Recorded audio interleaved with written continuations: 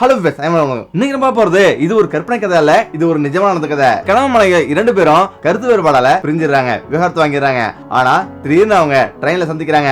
அப்படி ட்ரெயின்ல சந்திக்கும் போது பயங்கர அதிர்ச்சி ஆகுறாங்க. அப்படி என்ன நடந்தது அப்படின்றதுதான் இந்த வீடியோல பாக்குறோம். தருண் என்ற ஒரு நபர் அவருடைய உண்மையான வாழ்க்கையை பத்தி அவர் குறிப்பிட்டிருக்காரு. அவர் சொன்னது, தருண் ஒரு முறை திருச்சியில இருந்து சென்னைக்கு போறதுக்காக ரயில் ஏறி இருக்காரு. ரயில் ஏறின பிறகு அவருடைய இருக்க மேல இருக்கு. மேல ஏறி அமராரு. ஆனா அமர்ந்த பிறகு சிறிது நேரம் கடந்து போகுது. பிறகுதான் அவர் மேல இருந்து கீழே பார்க்கிறாரு. கீழே அமர்ந்திருப்பது அவருடைய முன்னாள் மனைவி. அதாவது 6 வருஷத்துக்கு முன்னாடி விவாகரத்து வாங்கின அவருடைய மனைவி தான் உட்கார்ந்து இருக்காங்க. 6 வருஷத்துக்கு முன்னாடி அவர் விவாகரத்து வாங்கினாரு. அவருடைய பேரு சைலஜா. ஆனா அவரு சற்று உற்று பார்க்கிறாரு. அவங்களுடைய காலில் மெட்டி இல்ல, அதே போல நெத்தியில பொட்டுல. இப்ப அவர் நினைக்கிறாரு இவருக்கு இன்னும் திருமணம் ஆகலன்னு. இப்ப சைலஜா அப்போது போலவே எளிமையான புடவையில மிகவும் அழகாகவும் கவர்ச்சியாகவும் இருக்காரு. தருண் மனதுல இப்ப இப்படி நினைக்கிறாரு, ஏன் சைலஜா மீண்டும் திருமணம் செஞ்சு கொள்ள, அல்லது அவ என்ன போலவே திருமணம் செய்து கொள்ள விரும்பலையா அப்படின்னு அவர் நினைக்கிறாரு. அவர் திருமணம் செய்யாம அப்படியே இருக்காரு அப்படின்னு சிந்தனையில யோசிக்கிறாரு. அதே நேரத்துல சைலஜாவும் இப்பதான் மேல நிமிந்து போகிறாரு. இப்ப தருண் அமர்ந்திருக்காரு. தருண் அமர்ந்ததை பார்த்தோம் ஆச்சரியப்படுறாரு. என்னதான் விவகாரத்தா இருந்தாலும் ஒரு காலத்துல கணவன் மனைவியா ஒன்றா வாழ்ந்தவங்க தான். அந்த பரிச்சயத்துல தருண் அவரிடம் பேச நினைக்கிறான். இப்ப சைலஜாவை நோக்கி, சைலஜா எப்படி இருக்கீங்க அப்படின்னு கேக்குறான். சைலஜாவும் ஜன்னல பாத்துக்கிட்டு நான் நல்லா அப்படின்னு சொல்றா. இப்ப தருண் கீழே இறங்கி வரான். இப்ப அவ கூட பக்கத்துல நெருங்கி உட்கார்றாரு. இப்ப அவர் சொல்றாரு, எங்க போறீங்க அப்படின்னு கேக்குறாங்க.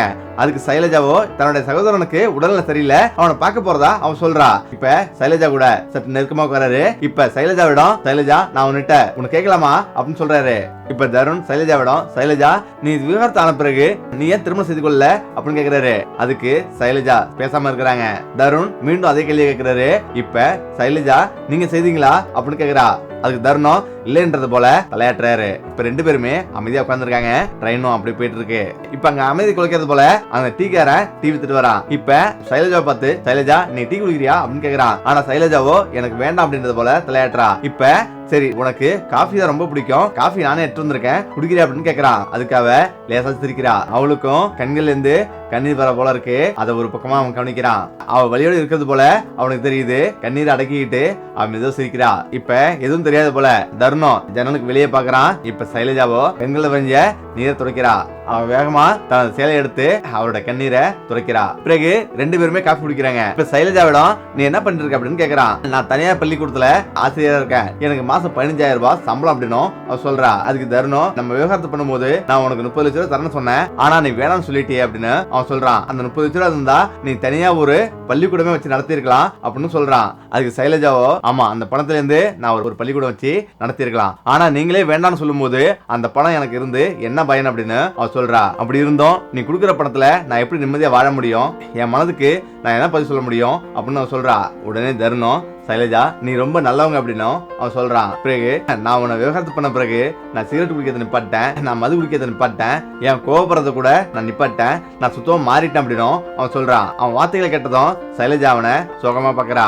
உன்னை விவகாரத்து பண்ண பிறகு நான் ரொம்ப கஷ்டப்பட்டேன், ஏன்னா நீ சொல்லும் போது நான் எந்த ஒரு விஷயத்தையும் கேட்கல. விவகாரத்து பண்ண பிறகு நான் மிகவும் பாதிக்கப்பட்டேன், அது மட்டும் இல்லாம மன அழுத்தத்துக்கு ஆளான, ஏன்னா நீ சொல்றத நான் எதுவுமே கேட்கல, ஆனா அதுக்கு பிறகு இதை நினைச்சு நான் ரொம்ப வருத்தப்பட்டேன் அப்படின்னும் அவன் சொல்றான். அதுக்கு சைலஜாவோ, அப்படி இருந்து என்ன பயன், நான் எவ்வளவு சொன்னேன், ஆனா நான் என்னுடைய வார்த்தை எதுவுமே கேட்கல, அப்ப நிறைய மன அழுத்தத்துக்கு ஆளான, நிறைய கஷ்டப்பட்டேன், என்னுடைய குழந்தை அதாவது 2 முறை கர்ப்பம் தரிச்சு 2 முறையும் குழந்தை கலைஞ்சிருச்சு, 2 குழந்தை அபசம் ஆயிடுச்சு, அப்படி அபசம் ஆகலன்னா இன்னைக்கு 2 குழந்தை நம்மள்ட்ட இருந்திருக்கும் இல்லையா அப்படின்னு சொல்றா. தருண் வருத்தப்படுறான். அதுக்கு தருணம், ஆமா சைலஜா நீ இருக்கும்போது உன்னுடைய மதிப்பு எனக்கு தெரியல, ஆனா அதுக்கு பிறகுதான் நான் எவ்வளவு பெரிய தவறு செஞ்சிருக்கேன் அப்படின்றது எனக்கு புரிய ஆரம்பிச்சது அப்படின்னும் அவன் சொல்றான். அதுவும் இல்லாம இப்போது நான் தனிமையா உணர்றேன், மேலும் எல்லோரிடமிருந்துமே வெகு தொலைவில் இருக்கான் அப்படின்னும் அவன் சொல்றான். இப்போ தருணம் அவனுடைய கண்கள் இருந்து கண்ணீர் வரத தடுக்க முடியாம திணறிட்டு இருக்கான். அந்த வார்த்தைகளை கேட்ட பிறகு சைலஜாவிடம் அத்தை எப்படி இருக்காங்க அப்படின்னு அவன் கேட்கிறான். உன்னை விவகாரத்து வாங்கினதுல இருந்து என் அம்மா மருமகளை கூப்பிட்டு அப்படின்னு எத்தனையோ முறை சொல்லிருக்காங்க, நம்ம வீட்டுக்கு விளக்கேத்த சைலஜாவை அச்சிடுவோம் அப்படின்னு எத்தனையோ முறை சொல்லிருக்காங்க, ஆனா நான் விவகாரத்துக்கு பிறகு என்ன அவங்கள்ட்ட சொல்ல முடியும், ஏதோ சொல்லி அவங்களை சமாளிச்சேன் அப்படின்னும் அவன் சொல்றான். அதே நேரத்துல அவங்க இறங்க போகும் ரயில்வே ஸ்டேஷன் வந்திருக்கு. தருண் இப்படி கேக்குறாரு, சைலஜா நீ மறுபடியும் வருவியா அப்படின்னு அவன் கேக்குறான். சைலஜா உடனே நான் என்னுடைய அம்மாவோட தங்கிட்டு நாளைக்கு காலைல நான் வருவேன் அப்படின்னும் அவன் சொல்றா. எந்த நேரம் எந்த ரயில்ல வருவீங்க அப்படின்னு தருண் கேக்குறாரு. உடனே சைலஜா, நாங்க மிகவும் ஏழை, நாங்க உங்களை போல ரிசர்வேஷன் பண்ணி வர முடியாது, நான் அதை செய்யற அளவுக்கு பணக்காரங்க அல்ல அப்படின்னும் அவ சொல்றா. அந்த அளவுக்கு வசதி இல்ல, அதனால அதிகாலை இங்க வந்து ஓபன் டிக்கெட் எடுத்து தான் இதுல பயணிப்பேன் அப்படின்னும் அவ சொல்றா. பிறகு சென்னை வந்துருச்சு. இப்ப சைலஜாவும் இறங்குறா. தருணும் பின்னாடியே வரான். உடனே தருணும் சைலஜாட வந்து கையை பிடிக்கிறான். சைலஜா, நாளைக்கு 2 டிக்கெட்டு ரிசர்வேஷன் பண்றேன், அதுல நாளைக்கு இந்த ட்ரெயின்ல வரீங்களா அப்படின்னு கேக்குறா. சைலஜா சத்தம் போடாம இருக்கா. சரின்னு சொல்லிட்டு அவ கிளம்புறா. இப்ப தருணுக்கும் அங்க கொஞ்சம் வேலை இருக்கு. அந்த 2 நாள் செய்யற வேலை எல்லாம் ஒரே நாள்ல முடிச்சுட்டு அவன் திரும்பவும் மறுநாள் வேக வேகமா ரயில்வே ஸ்டேஷன் வரான். இப்ப அவன் 9 மணிக்கு வந்துடுறான். ஆனா 10 மணி வரலையும் அவன் வரல. ரயிலோ 10:30 மணிக்கு. இப்ப வந்து பாக்குறா, இவன் உட்காந்துருக்கான். இப்ப ரயில் டிக்கெட்டையும் 2 டிக்கெட் வந்து எடுக்கிறான். அதுல ஒரு டிக்கெட் 1000 ரூபாய். அந்த டிக்கெட்டை அவள்கிட்ட கொடுக்குறான். ஏன் இவ்வளவு காசு போட்டு ஏன் வாங்க கேட்காதீங்க அப்படின்னு இவன் சொல்றான். இப்ப ரயில் வரதுக்கு கொஞ்சம் நேரம் இருக்கு, அது வரலையும் நம்ம காப்பி குடிப்போம் அப்படின்னு 2 பேரும் காப்பி குடிக்க போறாங்க. இதுக்கு நான் தான் காசு கொடுப்போம் அப்படின்னு தருண் சொல்றான். இதுக்கு சைலஜா சிரிச்சுக்கிட்டு இதுக்கு சைலஜாவும் சிரிக்கிறா. இப்ப 2 பேரும் மகிழ்ச்சியா பேசிட்டு இருக்காங்க.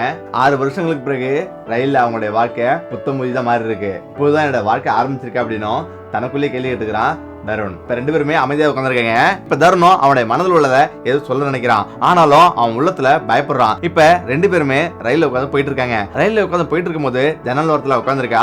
அவளோட முடி தருண் முகத்துல படுது. ஆனா அப்ப அவன் ரொம்ப சந்தோஷமா வந்து உணர்றான். அவளுடைய முகத்தை பாக்குறான். அவ நேத்திய விட இன்னைக்கு ரொம்ப அழகா இருக்கிறா. அதாவது அவளுடைய அம்மா வீட்டுல இருந்து புதிய சேலை கட்டிருக்கா, முன்பை விட அழகா இருக்கா. இப்ப அவ கேக்குறா, ஏன் அப்படியே வந்து அமைதியா இருக்கீங்க, ஒரு நட்பா ஒரு ஃப்ரெண்டா பேசலாமா அப்படின்னு அவ சொல்றா. அதுக்கு அவனும் பிள்ளா மாட்டேன், நண்பா நான் உன்கிட்ட பேச மாட்டேன், அப்படிலாம் இருக்க மாட்டேன் அப்படின்னு சொல்றா. இப்ப அதிர்ச்சி அடைறா.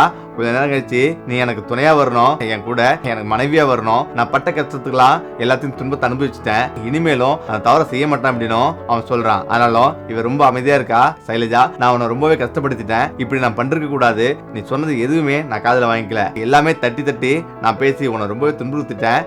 ஆனா விவகாரத்துக்கு முன்னாடி கூட நான் யோசிச்சிருக்கணும், ஆனா எதுவுமே யோசிக்காம என் இஷ்டத்துக்கு நான் என்னென்னோ செஞ்சுட்டேன், மன்னிச்சிரு அப்படின்னு கையை பிடிக்கிறான். தயவு செய்து திரும்பவும் நம்ம சேர்ந்து வாழ்வோம் அப்படின்னும் அவன் சொல்றான். அப்ப அவளும் அப்பதான் கண்ணீரை தொடச்சிட்டு இவன்கிட்ட பேசுறா. அதாவது நீங்க மட்டும் தவறு செய்யல, நானும் கூட அதுல தவறு செஞ்சிருக்கலாம், நீங்க சொன்னதுல நானும் ஏதாவது வெறுப்போடு பேசியிருக்கலாம், அதனால என்னையும் மன்னிச்சிங்க. நேத்து என்ன நீங்க ரயில்ல பார்க்கும் போதும் என் மனதுல நீங்க பேச மாட்டீங்களா அப்படின்னு ஒரு ஏக்கத்தோட தான் நான் உட்கார்ந்துருந்தேன். நீங்க பேசும்போது கனத்த மனதோட நான் உங்களை பார்த்தேன், நான் உங்கள்கிட்ட பேசினேன். அப்படி ஒரு மன கஷ்டத்தையும் நானும் அனுபவிச்சுட்டு தான் இருந்தேன். முக்கியமா நான் உன்னை விவகாரத்தை பண்ண பிறகு உன்னை தவிர வேற யாரையுமே கணவரா ஏத்துக்க என் மனசு இதுவரை முன் வரல அப்படின்னும், என் மனசுல ஏத்துக்க முடியல அப்படின்னும் அவ சொல்றா. இதை கேட்டு கலங்கி போறான். அந்த ரயில்ல உள்ள எல்லோருமே திரும்பி பாக்குறாங்க. ஆனா சைலஜாவுக்கு எந்த கூச்சமும் எதுவுமே படாம அவ ரொம்ப சந்தோஷமா வந்திருக்கிறா. இப்ப அவ இறங்குற ஸ்டாப் வருது, ஆனாலும் அவ அங்க இறங்கல. இப்ப அவங்களுடைய பணிக்கிறா. மீண்டும் அவங்களுடைய வாழ்க்கை தொடங்குது. ஆனாலும் முன்பு போல இல்ல, இப்ப புதிய வாழ்க்கை, புதிய அனுபவம், ஏற்கனவே செஞ்ச தவிர